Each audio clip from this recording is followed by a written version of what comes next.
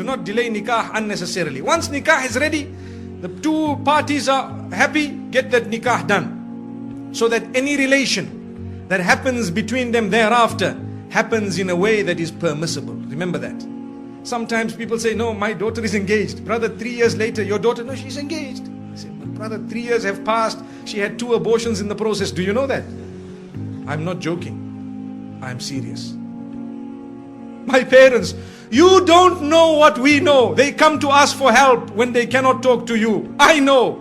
We cry when we see the children of the good people. Sometimes people we know. And they come to us, you know what? I have this problem and that problem. But sister, you are engaged to the man. How could this have happened? You know, my father told me you cannot marry now, you are still studying. My, Allahu Akbar. May Allah forgive us. Really. Brothers and sisters, open your eyes. See what is going on. Ask the people what is happening. If you think we are not living in an era of hypersexuality, you are dreaming. You are dreaming. You are living in a dream world. We are living in the dirtiest society up to this age. There has never ever been a more hypersexual society than ours.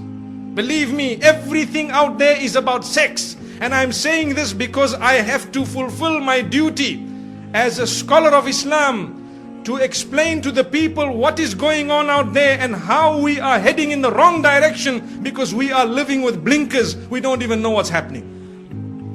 Ask your children in the universities what's going on. If you have a good link with them, they will inform you. Ask them. Tell them what is happening, or ask what is happening in the malls or in the shopping centers or at the workplace. You know, you can be the best and the most pious.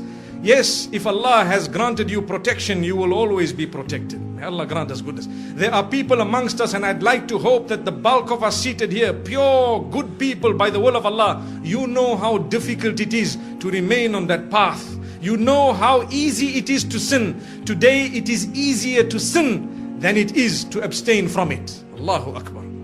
It is easier to abandon your hijab than it is to don it. It is easier to leave your salah than it is to fulfill it. That is because the environment has made it so difficult to engage in that which is correct. But my brothers and sisters, this is why I say do not delay nikah. It's not just my statement, it is a teaching that has come to us from the best of creation. Don't delay it. And at the same time, do not make it difficult in any way. We already spoke about the mahar, the dowry, or whatever else it is. Either way, don't be too demanding. And do not become a person who really makes it tough on their sons and daughters to get married. Because in that particular case, we will be held accountable in the eyes of Allah subhanahu wa ta'ala. Why is it that you as a parent did this to your own daughter? You doomed her, you punished her. And this is what you did to your son. You made him, you really made him leave the deen in totality. It brings me to one example, living example, where there was a young boy whose father was being so tough with him that, listen to this, he wanted to marry someone who was ready to revert. So his father told him, no, not over my dead body. What am I going to tell my friends and society, my brothers and my sisters, my this, my that? Brother, izzah is from Allah. Your status is from Allah. If you had embraced this, it was going to be much better.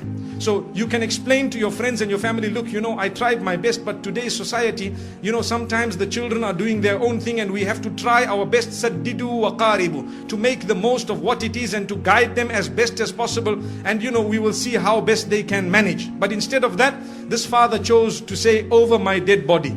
So what did the son do? He asked for help from some of the scholars and so on, and sometimes there is a limited amount of help you could actually offer, because if a man is being stubborn, you cannot really win. So after some time, he converted and left the fold of Islam and gone. Why? Because to him, the child was lost, and the father is still proud of his action. I don't mind if he became a non-Muslim, but at least nothing happened against my will. And he told his family members, you know, your children, if they want to do the same thing, you should also engage in this type of thing. How? The woman was ready. So I had an opportunity to address this young boy.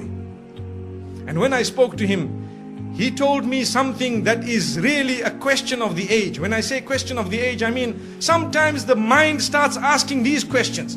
He said, you know, this woman is such a good woman that I married. She has so many good characters and conduct. She told me I'm ready to do anything. You know, I explained to her about the little I know about Islam and she was ready. And then what happened is, when my father and my parents said no, and everybody disagreed, and they, the mother, he says, my mother didn't really mind, but she has to follow what my father says.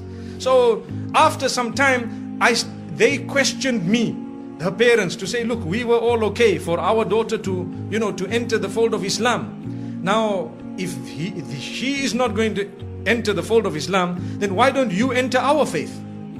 So he said, yeah, it makes sense. You see?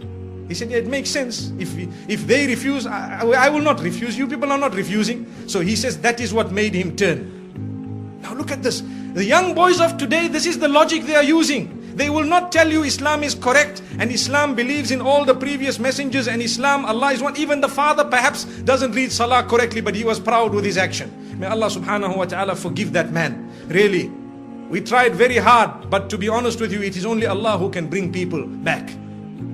That's why I say it is foolish. Sometimes you might lose your child totally, rather you lose them 20%.